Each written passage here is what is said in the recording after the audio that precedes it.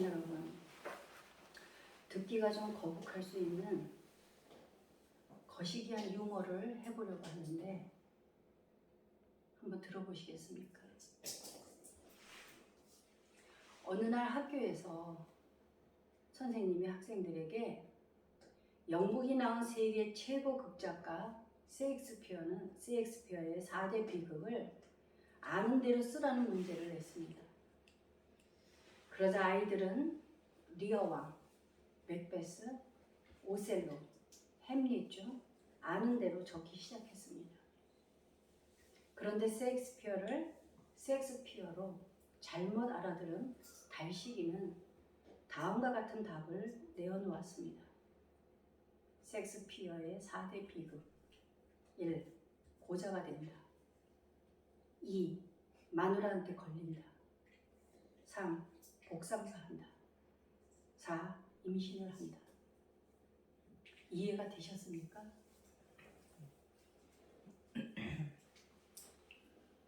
셰익스피어는 인간의 운명은 자신의 성품에 의하여 만들어진다는 것을 4대 비극 속에서 다양한 인간의 군상을 통하여 나타내려고 했습니다. 우리들의 성품이 왜 운명을 만들어 간다고 하는 것일까요? 그것은 매 순간 우리의 성품대로, 우리의 의지대로 선택을 하며 인생을 살아가는 것이기 때문입니다. 오늘은 무엇을 먹을까? 무엇을 입을까? 누구를 만날까? 여행은 어디로 갈까? 그런가 하면 어떠한 직업을 선택해야 하는지, 무슨 전공을 해야 할지, 이러한 모든 것들이 우리의 성품으로 선택되어져서 우리들의 인생을 만들어 간다는 것입니다. 그러다 보니 인생의 모든 것들이 우리 본인 스스로가 자유의지로 미래를 결정하고 선택한다는 것입니다. 진로와 직업, 배우자, 가족 계획, 모든 순간순간 이렇게 크고 작은 문제를 어떻게 선택하느냐에 달려서 우리의 운명이 좌우될 수 있다는 것입니다. 그리고 선택을 통하여 오늘과 내일이 있다는 것입니다. 그러므로 우리들은 태어나면서부터 죽을 때까지 선택의 굴레에서 벗어날 수 없습니다. 그래서 오늘이란 어제까지 내가 살아온 결과라고 말하고 있는 것입니다.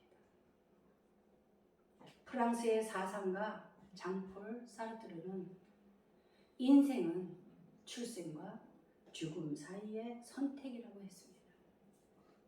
우리는 살아가는 동안 결정해야 하는 중요한 모든 것들이 우리의 자유의지로 직접 선택해야 한다는 것입니다. 순간의 선택이 평생을 좌우한다는 말을 우리는 잘 알고 있습니다. 그러므로 우리들은 조그만 일이든 큰 일이든 순간순간 올바른 선택을 할 수 있어야 될 것입니다. 사랑하는 여러분, 그런데 중요한 선택을 해야 할 때 거기에 대한 분명한 확신이 있어야 한다는 것입니다. 확신이란 믿음이 동반되어야 합니다. 그래서 신뢰와 믿음, 확신이라는 단어는 어쩌면 한 맥락일 수도 있습니다. 여러분과 저는 기독교를 선택했고, 기독교는 삼위일체신 하나님, 예수님, 성령님을 믿는 것입니다. 그렇다면 그 믿음의 확신을 가지기 위해서는 우리는 그 대상에 관하여 잘 알아야 한다는 것입니다. 삼위일체라는 용어는 사실상 성경 속에서 발견되지는 않지만 이와 비슷한 용어는 발견할 수 있습니다. 요한일서 5장 8절에서 보면 하나님을 삼위일체이신 하나님을 이렇게 계시하고 있습니다. 증거하는 이가 셋이니 성령과 물과 피라. 또한 이 셋이 합하여 하나이니라. 고대교회는 삼위일체 하나님을 한 본질이며 세 인격이라고 표현했습니다. 성부 하나님은 만물의 기초와 근원이 되십니다. 성자 예수님은 지혜요 계획이시며 만물을 질서 있게 배열하시는 분이십니다. 그런가 하면 성령 하나님은 그와 같은 모든 행동의 능력과 효력이 들려진다는 것입니다. 성부, 성자, 성령은 각 인격으로 계시하면서도 한 본질을 이루어 상호 밀접한 그 관계 안에 계시기 때문에 따로따로 떼어서 생각할 수가 없다는 것입니다. 우리는 그러한 하나님의 속성을 구체적으로 깊이 알고 믿어질 때 그분에 대한 신뢰와 확신을 가질 수 있다는 것입니다. 성령에 계시된 하나님의 속성은 매우 다양해서 모두 열거하기가 거의 불가능합니다. 대표적인 것만 열거를 해본다면 하나님은 스스로 있는 자입니다. 하나님은 사랑이시고 전지전능하시며 모든 공간을 초월하시며 동시에 모든 공간에 존재하십니다. 영원하시고 거룩하시며 의의 하나님이시며 지혜와 자비와 선이십니다.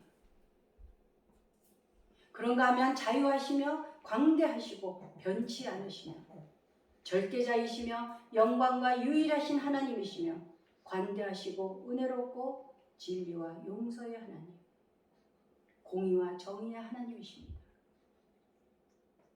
우리들은 그러한 하나님의 형상으로 만들어진 존재들인 것입니다. 그래서 하나님께서는 우리를 존귀하게 여기신다는 것입니다. 하나님은 신이시니 스스로 계시고 아니 계신 것이 없으시며 다른 신과 모든 물질과 구별되십니다. 그러므로 하나님은 한 분뿐이시니 오직 하나님께만 경배해야 할 것입니다. 사랑하는 여러분, 그 전지전능하신 하나님께서 우리를 죄에서 구원하시려고 이 땅에 육신으로 오셔서 우리를 죄에서 해방시켜 주셨습니다. 십자가에 달려 돌아가신 예수님은 바로 우리를 향한 하나님의 사랑의 표시입니다. 그러한 예수님을 믿기만 하면 우리는 소멸되지 않고 하나님과 함께 불멸의 존재가 된다는 것입니다. 저는 신앙이 연약하다고 생각되는 사람들에게 꼭 시도해보는 질문이 있습니다. 바로 지금 이 순간 죽는다 해도 천국에 간다는 확신이 있으십니까? 라는 것입니다. 그러한 질문이 아주 중요한 이유는 신앙은 거기서부터 시작되는 것이기 때문입니다. 그 질문을 하면 대부분의 사람들은 생각했던 대로 멈칫하며 아직 거기까지는 생각해보지 않았다고 대답들을 합니다.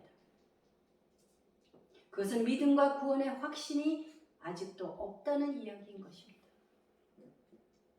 그리스도인이라면 구원의 확신이 분명하고 확실할 때 우리가 가는 목적지를 향해 흔들림이 없이 갈 수 있다는 것입니다. 그러한 확신이 없다면 어떻게 무엇을 가지고 하나님을 신뢰하고 믿는다는 말입니까? 예수님은 분명하게 말씀하셨습니다. 나는 부활이요 생명이니 나를 믿는 자는 죽어도 살겠고 무릇 살아서 나를 믿는 자는 영원히 죽지 아니하리니 이것을 내가 믿느냐? 오늘 이 순간 우리가 죽는다 해도 우리는 불멸의 존재임을 믿어야 한다는 것입니다. 여러분과 저는 기독교를 선택했고 삼위일체 하나님을 선택했습니다. 그리고 태어나서 가장 축복된 선택을 한 것입니다. 사실은 그 선택도 하나님의 선물이라고 하는 것입니다. 기회가 생겨서 예수님을 믿고 천국 가십시오라고 전도하면 어떤 사람들은 거부 반응을 일으키며 전도지를 휙 하고 던져버리곤 합니다. 그것은 그 사람의 자유의지로 선택하는 것입니다. 그러나 주님의 섭리 가운데 그러한 사람도 언젠가는 선택받을 수 있는 하나님의 자녀가 될 수 있음을 누구도 배제할 수 없다는 것입니다. 오늘의 본문 말씀은 다윗의 시라고 밝히고 있습니다. 그러면서 앞에 3편과 비슷한 유사성을 가지고 있습니다. 3편은 때로 아침의 노래라고 불리는 반면에 오늘 시편 4편 말씀은 저녁의 노래라고 불리워집니다. 곤란과 고통과 핍박으로 하루를 마감하면서 다윗은 3번의 대화를 통해서 영혼의 깊은 평강에 도달하게 됨을 우리에게 보여주고 있다는 것입니다. 우리가 아무리 신앙이 좋다 할지라도 막상 문제를 만나면 우리의 의지와는 상관없이 고통과 곤란 속에서 하나님을 향해 하나님이 어디 계시는가 원망하고 부르짖고 요동할 때가 있습니다. 그러나 다윗은 그 흔들림 속에서도 결국은 확신에 찬 고백을 드림으로 우리에게 신앙의 위대함을 보여주고 있다는 것입니다. 먼저 다윗은 하나님께 보호해달라고 간구를 합니다. 내 의의 하나님이여, 내가 부를 때에 응답하소서. 곤란 중에 나를 너그럽게 하셨사오니 내게 은혜를 베푸사 나의 기도를 들으소서. 여기에서 곤란이라 함은 환난을 가리키는 중요한 단어로 시편 기자가 처해 있는 공경을 말하는 것입니다. 그러한 곤란 중에 나를 너그럽게 하셨사오니 이 말은 주님께서 그에게 숨을 쉴 공간을 주셨다는 의미인 것입니다. 사랑하는 여러분, 다윗은 오늘 공경 속에서 자기가 만난 하나님을 의의 하나님이라고 부르고 있습니다. 여러분이 경험하고 만난 하나님은 어떤 분이십니까? 제가 경험하고 체험한 하나님은 살아계신 하나님이십니다. 그래서 기도할 때 자주 살아계신 하나님을 부르고 시작하곤 합니다. 하나님에 대한 이러한 인식은 그저 허망한 과정에서 나오는 것이 아니라 살아있는 체험에서 나온 것입니다. 저는 많은 하나님의 은혜를 경험하고 체험했습니다. 많은 환난과 고난 가운데서 저를 여기까지 인도하시고 지켜주셨다는 것을 절대적으로 믿습니다. 지금 여러분은 어쩌면 나는 하나님과 경험이 전혀 없다고 생각할 수 있습니다.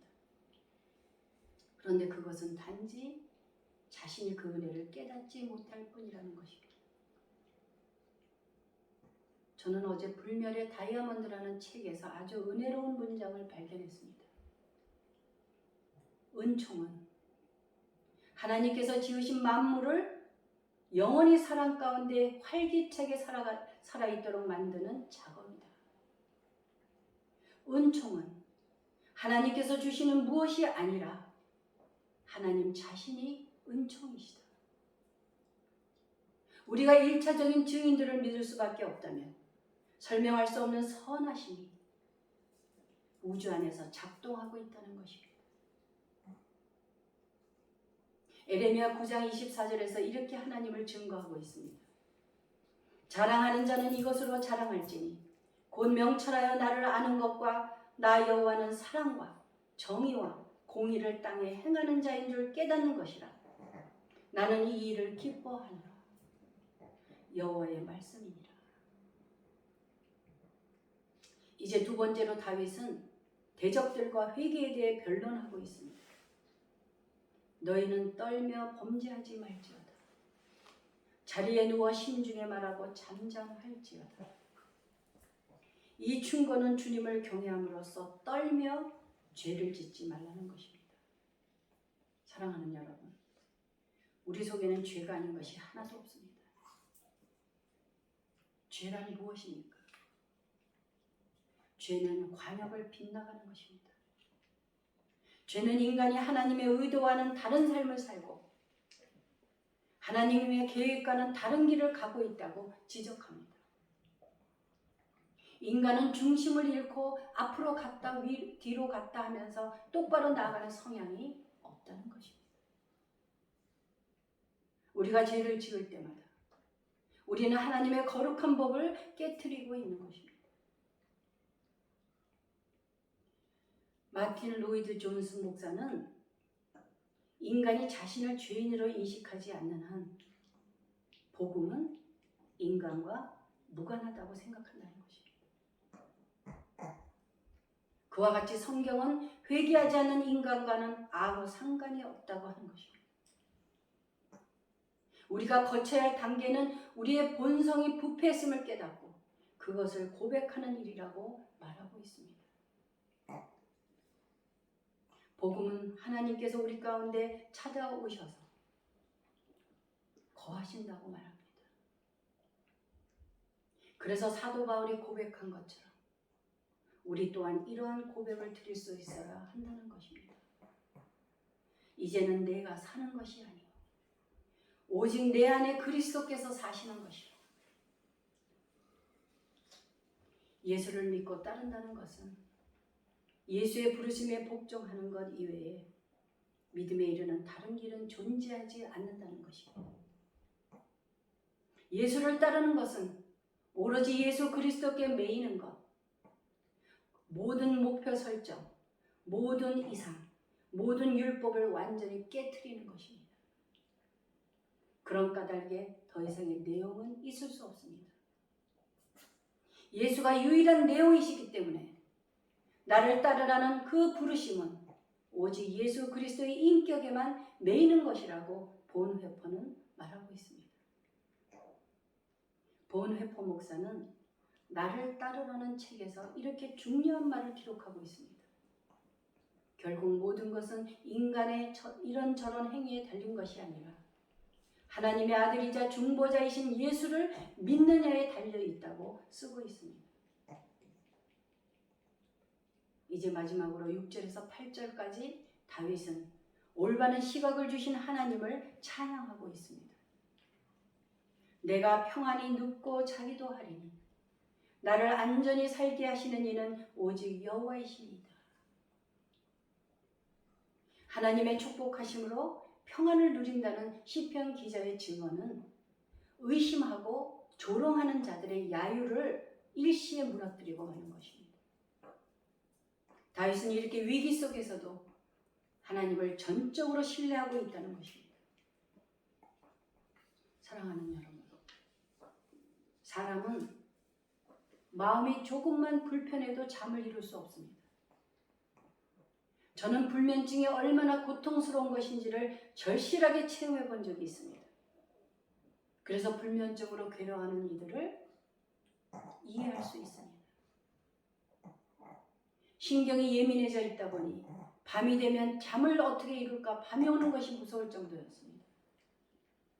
이렇게 사람은 평안하지 못하면 절대로 잠을 잘 수가 없다는 것입니다. 그런데 시편 127편 2절에서 이렇게 말씀합니다. 너희가 일찍이 일어나고 늦게 누우며 수고의 떡을 먹음이 헛되도다. 그러므로 여호와께서 그의 사랑하시는 자에게는 잠을 주시는도다. 우리가 공경에 빠지고 정신이 혼란하고 괴로움에 처해 있을 때 어떻게 밤에 잠을 편히 잘 수가 있겠습니까? 하나님만이 우리에게 진정한 평안, 샬롬을 주실 수 있다는 것입니다. 샬롬은 히브리어로 평화, 평강, 평안을 의미하는 말입니다. 하나님이 주시는 이러한 평안이 있을 때만 우리는 단잠을 잘 수가 있다는 것입니다. 우리가 하나님이 주시는 삶을 살아낼 때 하나님께서 모든 문제의 핵심을 해결해 주시고 우리를 자신 안에서 새로운 시각과 새로운 힘, 새로운 소망, 새로운 사람을 발견할 수 있게 된다는 것입니다. 사랑하는 여러분, 다윗은 자기가 경험한 은혜를 선포하면서 본문 말씀은 끝을 맺고 있습니다. 많은 이들은 자기가 가진 것을 감사하지 아니하고 끝없이 불평하며 단지 곡식과 포도주가 풍성하기를 기대한다는 것입니다. 그러나 본문을 쓴 시편 기자는 하나님의 인정하심을 통하여 고기와 포도주로 얻을 수 있는 기쁨보다 더 큰 기쁨을 얻는다고 하는 것입니다. 하나님을 믿는 기쁨은 그 어떤 물질적인 것의 가치도 초월한다는 것입니다. 그 기쁨은 하나님과 자신과 이웃과의 관계에서 완성이라는 의미에서의 샬롬을 동반하는 것입니다. 하나님 안에서 안식을 찾음으로써 만족한다는 것입니다. 그러므로 불면적으로 밤을 새우는 일은 없다는 것입니다. 사랑하는 여러분, 모든 신경을 거스르는 일과 사랑과의 관계에서 오는 모든 시비들은 하루를 마감하기 전에 회복하는 것이 좋습니다. 잠자리에 누워서 저녁의 노래로 이 고백을 하나님께 드려보십시오. 내가 평안히 눕고 자기도 하리니 나를 안전히 살게 하시는 이는 오직 여호와이십니다. 기도하시겠습니다.